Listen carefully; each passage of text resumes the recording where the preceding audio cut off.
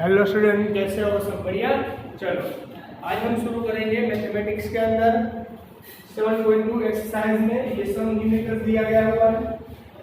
ये दो सम करने के बाद हमारे यहाँ पर एक्सरसाइज नंबर 7.2 यहाँ पर खत्म होती है। ये इंपॉर्टेंट सम है, इसलिए आप सबको अच्छी तरीके से समझना भी जरूरी है। तो सबसे पहले तो हम क्वेश्चन समझ लेते हैं कि क्वेश्चन में क्या है। If a and b are the -2 and 2 - 4 are respectively, find the coordinates of P such that AP is equal to 3/7 AB and P lies on the line segment AB। अगर क्या कहा गया है, A और B coordinates आपको दिए गए हुए हैं और कोई P पॉइंट से वो लाइन सेगमेंट जो AB पर पड़ा हुआ है, और अगर हमें ये कंडीशन दी गई है कि AP is equal to 3/7 AB, AP is equal to 3/7 of AB, यानी कि ये कंडीशन हमें दी गई है। रेडी? तो आपको P पॉइंट के कोऑर्डिनेट्स कौन से हैं वो ढूंढना है। तो सबसे पहले तो हम फिगर से समझ लेंगे। समझ लो कि ये फिगर ड्रॉ की हुई है, कोऑर्डिनेट्स ऑफ A और ये लाइन सेगमेंट AB। रेडी?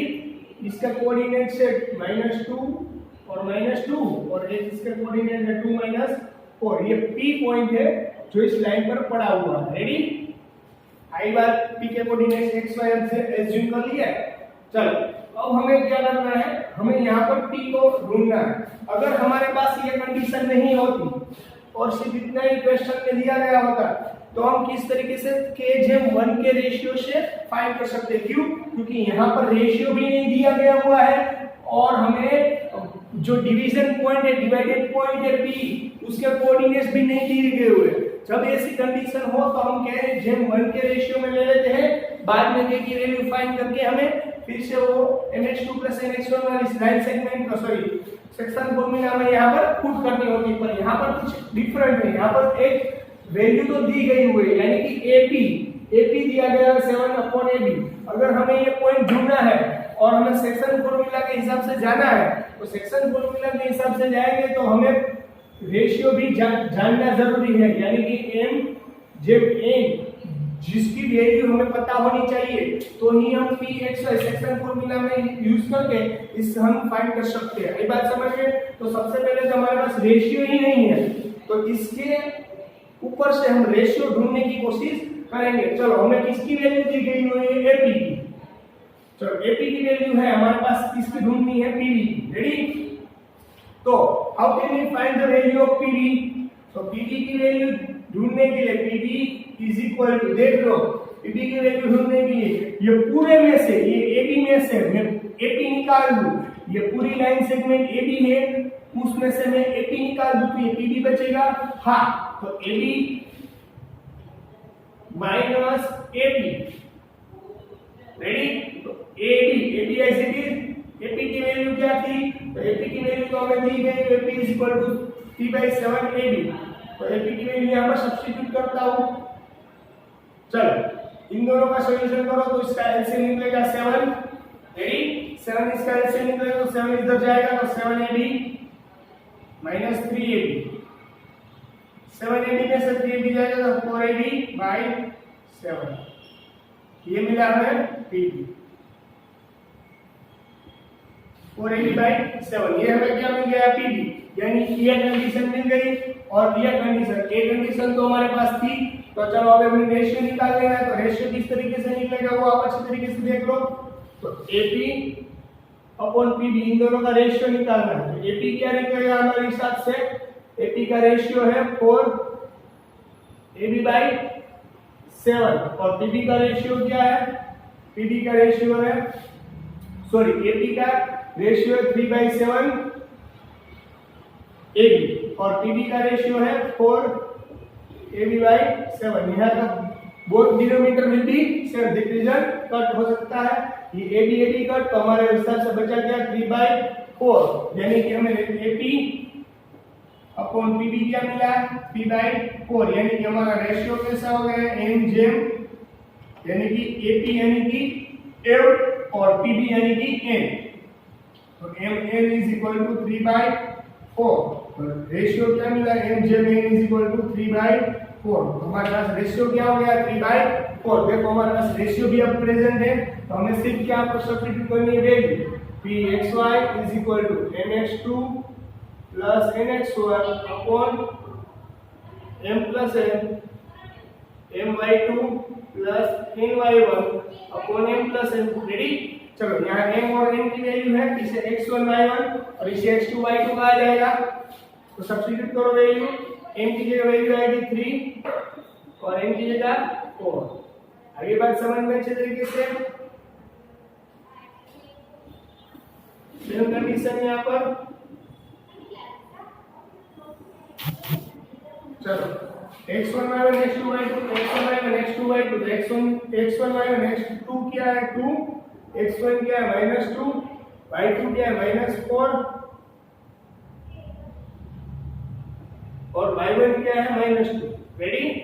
चलो 3 2 जा 6 4 2 जा 8 -8 3 plus 4 is 7 4 3 जा -12 4 8 जा 4 2 जा 8 और -6 is -8 अपॉन 3 plus 4 यानी कि 7 अप। रेडी? 6 में से ये 8 माइनस से 6 प्लस है, ऑपोजिट साइन है, क्या करना पड़ेगा सब्स्टिट्यूशन। 8 में से 6 जाएगा तो 2 बट बिग डिजिट की साइन -2/7 और सेकंड -20/7। आगे आंसर, आगे बात समझ में।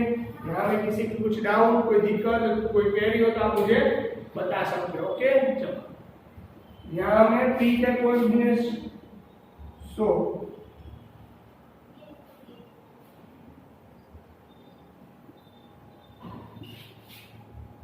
so divided point is -2/7 and -20/7। It is your answer। ये हमारा आंसर है। इसमें कुछ क्वेरी, कुछ डाउट, कोई भी कुछ भी प्रॉब्लम हो तो आप मुझे बता सकते हो, आप मुझे कह सकते हो। ओके चलो इसमें किसी को कुछ डाउट नहीं है ना, वो तो आप मुझे बता सकते हो, तो कह सकते हो। ओके चलो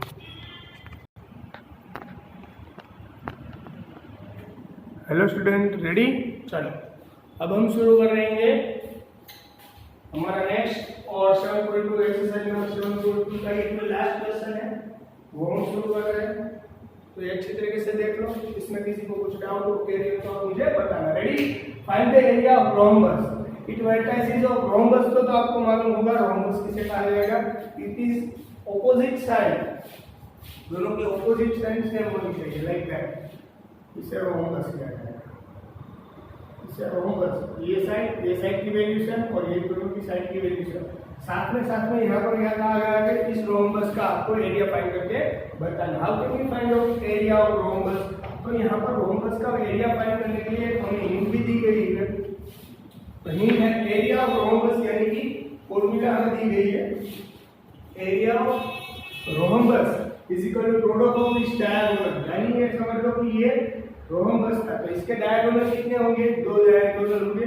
एक फर्स्ट ये समझ लो कि इसके coordinate A B C D, इसको मैं इस तरह से लिख सकता हूँ।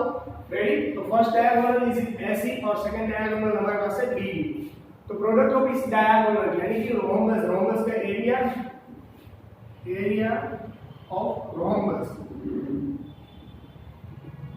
Is equal to 1/2 area of its diagonal यानी कि यह इसे डायगोनल, इसे भी डायगोनल, यानी कि AC मल्टीप्लाई BD। देखो BD एक डायगोनल है, सेकंड वन डायगोनल है AC।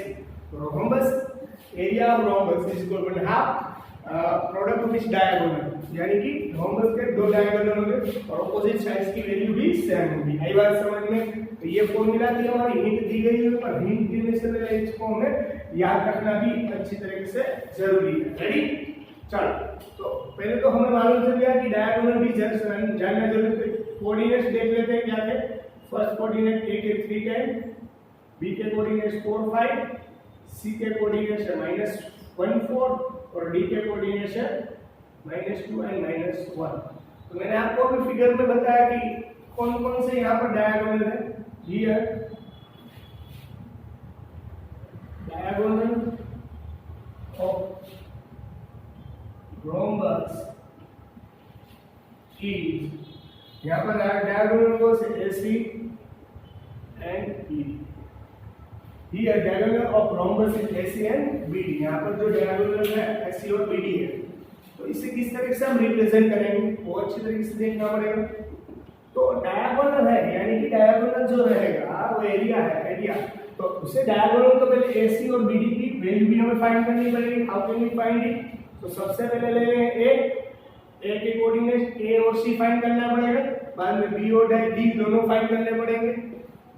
रेडी? तो पहले AC फाइंड करना है, तो A और C के सिर्फ कोऑर्डिनेट्स में लिखता हूं। तो A के कोऑर्डिनेट्स कौन से थे? A कोऑर्डिनेट्स था 30 और C का कोऑर्डिनेट्स था -1 and 4। रेडी? तो AC square is equal to x1 - x2 whole square plus y1 - y2 whole square. ये बात समझ में अच्छी तरीके से? रेडी? यहाँ पर लिख रहा हूँ AC square x1 - x2 whole square ये फॉर्मूला है। इसे x1 y1 x2 y2 में आ जाएगा। x1 यानी कि 3 माइनस ये माइनस के साथ जाएगा प्लस होल स्क्वायर, y1 है 0 माइनस है 4 होल स्क्वायर, 3 प्लस 1 यानी कि 4 होल स्क्वायर, 0 माइनस 4 यानी -4 होल स्क्वायर, 4 का स्क्वायर 16, यहाँ पर भी 16 16 16 32। AC square is equal to क्या मिला हमें? 32। चलो AC स्क्वायर 32 मिला, पर AC हमें ढूंढना है तो स्क्वायर रूट निकालना पड़ेगा। 32 का स्क्वायर रूट निकलेगा √32, क्योंकि AC स्क्वायर का डायरेक्ट स्क्वायर रूट पॉसिबल नहीं है, इसलिए इसको अगर स्क्वायर रूट निकालना है तो इसे स्क्वायर रूट में लिखना भी कंपलसरी। चलो इसको स्क्वायर रूट में निकाल दिया। अब इसका स्क्वायर रूट लीगली तो पॉसिबल नहीं है, पर इसको जो पार्ट्स में डिवाइड करके इसका square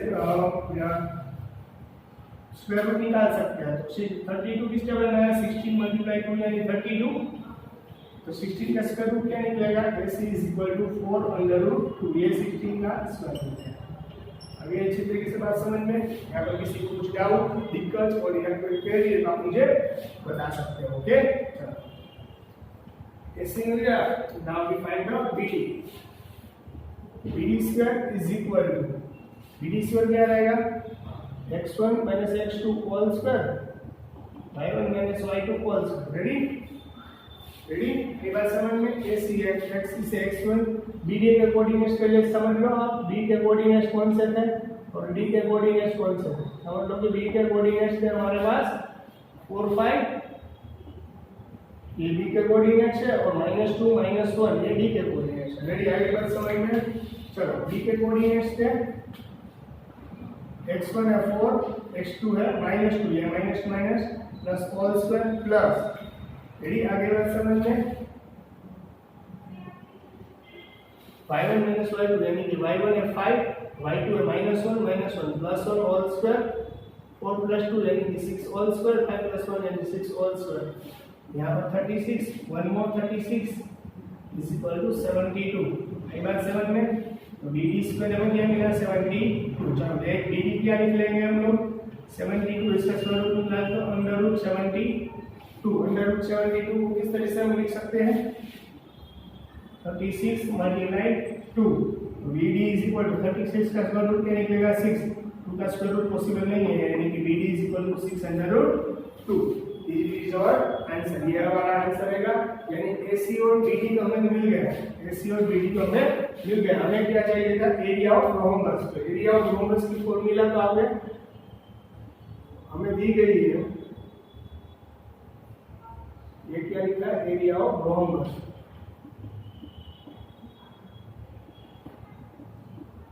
area of rhombus 1/2 rhombus का प्रोडक्ट ऑफ इस डायगोनल, यानी डायगोनल दो थे AC और BD, AC × BD 1/2 AC यानी कि 4/2 और BD यानी कि 6/2।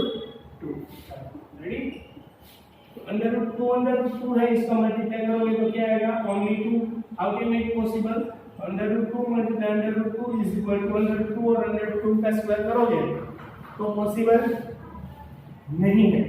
√2 का स्क्वायर है √4, दोनों का मल्टीप्लाई करो तो 4 का स्क्वायर रूट क्या निकलेगा? 2। पर इसको मैंने डायरेक्ट इस तरह से लिख दिया, चलेगा? समझ में? इसमें किसी को कुछ डाउट, दिक्कत या क्वेरी है तो बता दो। रेडी? चलो। और 6 और 6 है 24, ये 2 2 का आंसर है 24।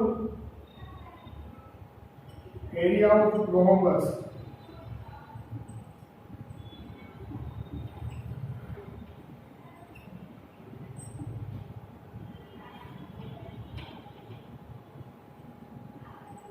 Square metre, 24 square metre. Area of rhombus यानी कि यहाँ पर area of rhombus 24 square metre लग रहा है। आई बात समझ में?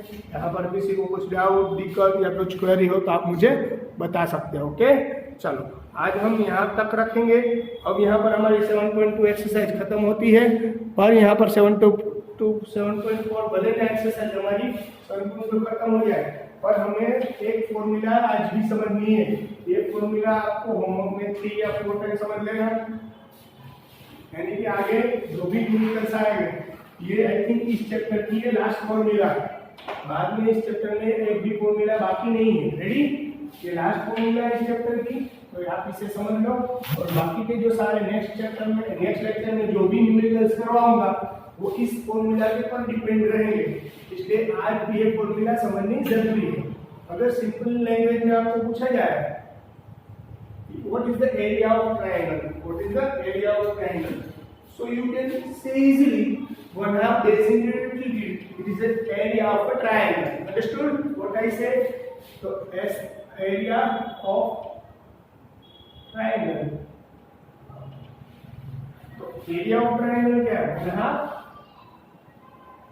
Base multiply altitude, base multiply altitude, it is our formula, basic formula. ये बेसिक फॉर्मूला है बेस एल्टीट्यूड, पर ये ओनली जियोमेट्री में काम करता है, सिस्टम में जाता है जियोमेट्री में। पर ये हमारे पास हम यहाँ पर पढ़ रहे हैं coordinates of geometry. Coordinates of geometry यानी कि कोऑर्डिनेट्स के हिसाब से जाना पड़ेगा। समझ लो कि ये ट्रायंगल है, उस ट्रायंगल के कितने एंगल बनते हैं, कितनी साइड होती है? 3 एंगल और 3 साइड्स होती है। तो ये भी सी से कोऑर्डिनेट्स होंगे, इसको कहेंगे हम x1 y1, b को कहेंगे x2 y2 और c को कहेंगे x3 y3। चलो इसकी एक फॉर्मूला है एरिया ऑफ ट्रायंगल ढूंढने के लिए, जियोमेट्री कोऑर्डिनेट्स ऑफ जियोमेट्री में फॉर्मूला है। उस फॉर्मूले पर हम मोस्टली डिपेंड करेंगे। कोऑर्डिनेट्स के हिसाब से x1 y1, b का कोऑर्डिनेट x2 y2, c का कोऑर्डिनेट x3 y3। रेडी? ये हिसाब से कोऑर्डिनेट्स है इसके। चलो अब पूछा है area of triangle, area of triangle ABC। Area of triangle ABC, तो इसे किस तरह से लिखा जाएगा वो सबसे पहले इंपॉर्टेंट है। तो एरिया ऑफ ट्रायंगल ABC, तो इसे x1, तो चलो समझाता हूँ पहले, इसकी बेसिक फॉर्मूला है वो समझा देता हूँ। चलो पहले टेक्निक से समझाता हूँ। समझ लो कि आपको 3 लिखना है, x1, x2 और x3। तो x1 की बारी जो फॉर्मूला ऐसे है कुछ, x1 y2 minus y3 plus x2 y3 minus y1 और x3 y1 minus y2। इस तरीके से हमारी पूरी फॉर्मूला। रेडी? बट इसे किस तरह से लिखा जाता है वो सबसे पहले इंपॉर्टेंट है। तो समझ लो कि x1 एज इट इज, तो x1 की बारी है, तो यानी कि उसे हॉरिजॉन्टल और वर्टिकल ऐसे क्रॉस कर दिया जाएगा, यानी कि हॉरिजॉन्टल और वर्टिकल के ऊपर पेन रख दी जाएगी। तो कुछ कितने कोऑर्डिनेट्स बचे हमारे पास? y2 y3, यानी कि x1 लिखोगा y2 minus y3। आई बात समझ में? चलो अब x1 की बारी खत्म हो गई, अब x2 की बारी है, तो उसे हॉरिजॉन्टल और वर्टिकल दोनों पेड कर दो। हॉरिजॉन्टल और वर्टिकल हमने पेड कर दिया। रेडी? कौन से कोऑर्डिनेट्स बचे? y3 and y1। तो x2 as it is plus x2 y3 minus y1। Now order next term is third c, तो इससे हॉरिजॉन्टल और वर्टिकल क्या जाएगा? बंद हो जाएगा, यानी x3 as it is formula y1 minus y2। आगे बात अच्छी तरीके से समझ में। रेडी? इसमें किसी को कुछ डाउट, कुछ क्वेरी या कोई दिक्कत अगर नहीं समझ में आ रहा तो आप मुझे बता सकते हो। ओके, चलो अब आई बात समझ में अच्छे तरीके से। रेडी? ये फॉर्मूला है। अगर आज आपको आगे एक टॉपिक लिखना भूल गया, आगे 1/2 आएगा। 1/2 in mod of x1 y2 minus y3 plus x2 y3 minus y1 plus x3 y1 minus y2। It is the formula of area of triangle. तो ये आपको अच्छी तरीके से याद करना जरूरी है, क्योंकि इसके बेसिक्स पर ही हम आगे सम न्यूमेरिकल सॉल्व करेंगे। ओके, चलो good bye and take care.